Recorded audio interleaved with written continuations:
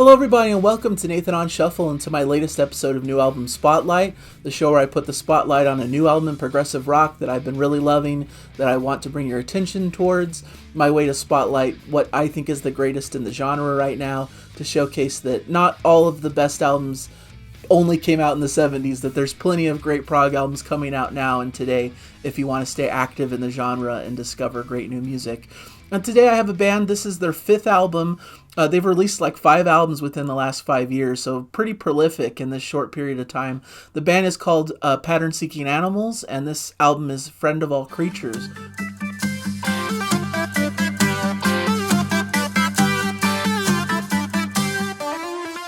Which comes out this Friday through GEP Records. Fantastic record. I love all of their stuff. They're just a fantastic group that has really spoken to me over these past few years. Really, it's somewhat of an offshoot of Spock's Beard. They probably don't like to hear it framed that way, but a lot of the members here have been involved in Spock's Beard, especially in the recent past. We've got Ted Leonard here, of course, on guitar and vocals. We've got Dave Maros on the bass, who's been long-standing with Spock's Beard since its inception. John Baghold, who does all the writing and does keyboards and kind of puts these arrangements together. And then we've got Jimmy Keegan on drums, who's fantastic as well, who kind of came on as a touring drummer for Spock's Beard once Nick DiVirgilio took center stage and then became a full-fledged member, left the band more recently, but is a full-fledged member of Pattern Seeking Animals. So, and what's cool is it's not just Spock's Beard light. It's not just like a new iteration of a Spock's Beard sound. I feel like Pattern Seeking Animals, especially now, have developed into their own thing. They have their own unique style and sound that's very separate from Spock's Beard proper. And it's hard to even pin down what that is. It just has a certain feel and a certain vibe. And I think a lot of it comes from John Baghold's writing. He's a really fantastic writer, and I feel like his superpower is to write these really catchy melodies and hooks that grab you, that really are earworms that you can't help but listen to. But around these earworms is this adventurous prog, this kind of exploration into different genres and styles that he's willing to do, and some really cool sounds that grab your attention and make it just beyond just a standard pop track. You know, he obviously loves great melodies and great pop music, but he's able to dress it up with all of this cool, adventurous, fun stuff around it that keeps my interest as a listener and keeps me excited as a prog fan. So when it comes to their albums and the catalog in general, really to me, they're very consistent. Like, there's not really one that stands out above the rest. I feel like all of their albums are exactly the same level of quality. What you'd expect from them is exactly what they do and how they perform. And I feel like this album's no different. It's right in line with what they've come out with before. Probably my personal favorite is Prehensile Tales from 2020, but it's only by a slight margin. I feel like all of the records have something fun and interesting, and it really just comes down to your own personal preference, which album you prefer. So if you haven't really cared for their music in the past, I don't think this album's going to really change your opinion. You'll probably feel like, yep, it's the same of what I've come to expect from this band. But if you love what they've come out with, if you're a big fan, this should be exactly in line with what you wanted, and a really strong version, a solid version of what they do so well. It's just a very comforting sound to me. I just feel like there's something really that makes me feel at home, and maybe that's because of my history as a Spock's Beard fan, that there's a little bit of that baked in. Of course, John Baghold wrote a lot of tracks for the modern iteration of Spock's Beard, post Neil Morse era. But it's just a fantastic group. They're super solid musicians. Of course, the sound is pristine, as you'd expect from this.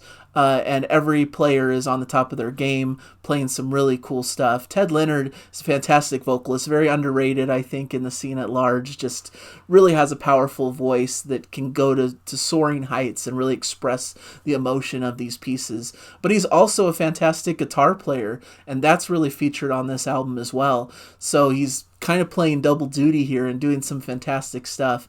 Dave Maros is just locking it down on bass. He's one of the most fantastic bass players because he plays exactly what needs to be played for the part. But it's interesting enough that it catches your ear and attention, but it doesn't distract from everything else that's going on in the song. So I think he's the perfect person in this group. And Jimmy Keegan is perfectly paired with him as they hold this down and give you kind of the low end and give you the percussion and drum element that drives this beat forward, gives it a groove, gives it a feel. And John Bagehold supplies plenty of the keyboard elements, the synths, the mellotron, all of those great vintage keyboards that you'd expect from a classic prog album. And I think his contribution mostly comes from the creative vision of the band, because I believe all of these pieces on this record and on most of the records, there's probably a couple songs. I believe there's a song written by Ted on one of their albums. So there's a few other collaborative efforts, but by and large, most of the material is written by John, and he does a fantastic job of bringing a certain spirit and vibe and keeping consistent with the Pattern Seeking Animals voice. And I really love when an artist can do that, when they have a particular voice and have a signature style and sound that makes them instantly recognizable. Some people may argue that that makes them somewhat predictable, that they have the same style and sound and they don't vary enough from record to record. But for me, it's just a comforting feature and makes it just that much more enjoyable. The record itself, there's 7 tracks here. It begins with 2 of the strongest tracks in my mind. They're 2 of the lengthier tracks as well. Future Perfect World is a great opener. It really gets you into their vibe and their spirit with this great extended proggy opening. Really love the keyboard work that opens this up before we get some beautiful melodies and pleasant soundscapes with those great Ted Leonard vocals. As this track progresses, you get a bit more drama, more depth of sound. There's a great instrumental passage where Ted's guitar work is highlighted, and it's just a fantastic expression from the whole band. They're all working off of each other perfectly well, and it all serves the song but adds an adventurous nature to this track that gives it just enough twists and turns to keep your attention and to keep you satisfied, and some hooks to grab your ear and make you want to repeat listen to this all over again. Another Holy Grail is the longest track on the record, just over 12 minutes. Fantastic smooth vocals and piano, these swelling vocal harmonies before we get this kind of big proggy overture with majestic, epic flavor. It settles into a Latin groove at a section with kind of acoustic guitar and Latin-style percussion. We get some driving beats, some proggy instrumentals, lots of twists and turns through here. A normal vocal-led section featuring some uplifting, catchy melodies. And there's moments where it kind of, the instrumentation gets a bit more sparse and it really focuses in on Ted's excellent vocal performance. Great symphonic prog at its best. A clear highlight. If you're going to check out one track from this and you're a big prog fan, this is probably the one I would check out. It ramps up in great musical intensity in the last couple minutes, giving a very thrilling finale to this track. I almost wish this track was the finale of the record. I feel it's a bit front-loaded in that way. But there's also a fantastic closer towards the end of the record as well that works and does what it needs to do. So I don't know if replacing it would have really made sense here, but fantastic track, just truly epic in every sense of the word. I really love it. Then we get some shorter tracks in the middle, Down the Darkest Road, more of a ballad with some kind of orchestrated sounds, some violin swells and plucked strings. Great vocal performance, great harmony vocals, just a beautiful, sumptuous piece of symphonic music. In My Dying Days is a bit more bouncy and fun.